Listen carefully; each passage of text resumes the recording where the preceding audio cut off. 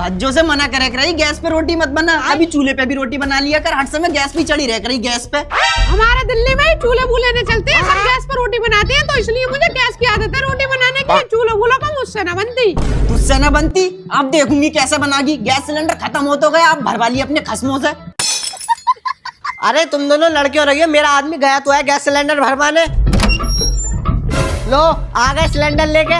कौन है वो कहाँ से वो आया? अरे शकील भाई भरवा लाए सिलेंडर। अरे कहाँ से भरवा लाए, 4 घंटे लाइन में खड़ा हुआ फिर भी सिलेंडर न मिला। सलमा ये ऐसे नहीं भरेगा गैस सिलेंडर, अपने जाहिलों वाला दिमाग लगाना ही पड़ेगा। अरे हटा, क्या फुसकरिया मारी है, देख मैं भरूं एक बार में। अरे हटा, तेरे ही बस की ना है, खा के गला दिया तूने। देख मैं भरूं एक बार में। अब देख तू